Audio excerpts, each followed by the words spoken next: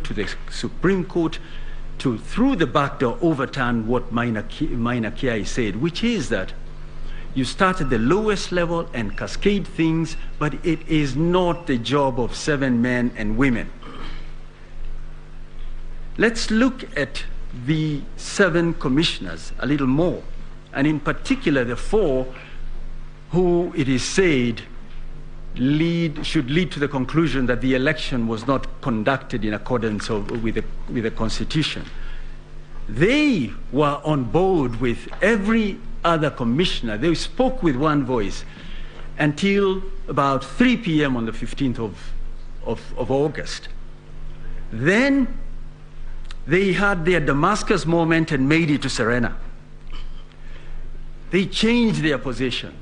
If you look at the affidavit of Samuel Gidai, look at the clips of the 4 commissioners announcing the results. But you were told here yesterday they were being given pieces of paper to read out numbers. Is this believable?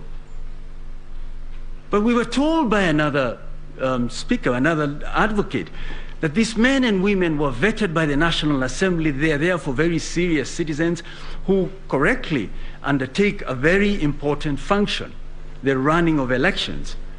But they say they did not participate in this. In determining who to believe, look at the context. Look at the whole series of events from when the nomination took place, when the ballot papers were printed, including the supervision that they undertook, and determine whether these 4 commissioners are to be believed. Mr. Njenga, for I think the 7th respondent, argues they are here not to support either side, but to discharge their duty under the Constitution.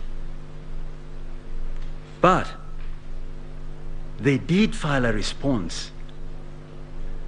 They started off by filing affidavits to set out the evidence. There's no property in a witness. They didn't stop there. On the 26th of August, they decided, we will appoint another lawyer on behalf of the IEBC who is in effect going to admit the alleged infringements. This is where you apply the duck test. If it looks like a duck, if it swims like a duck, if it quacks like a duck, it must be a duck. They are saying we are here to show you we are independent. Are they? With respect, their conduct demonstrates otherwise. In a word, it is my humble submission that the petitioners have not demonstrated there were any irregularities or illegalities. Forget the magnitude. They really haven't demonstrated any. I'd urge you to dismiss these petitions. Ordinarily in these sort of cases, and I'm not telling you what to do one way or the other, because of the nature of the matters, the parties are asked to bear their own costs. But again, what happens in 5 years if people can come in 8 petitions, 1 was struck out, and say whatever they wish to say without offering evidence? I think there was some advocate who said yesterday, we're going to have 200 petitions in 5 years. Why? Because nothing, there are no consequences. We can all come here and be on television, there are no consequences. So what are we asking of you?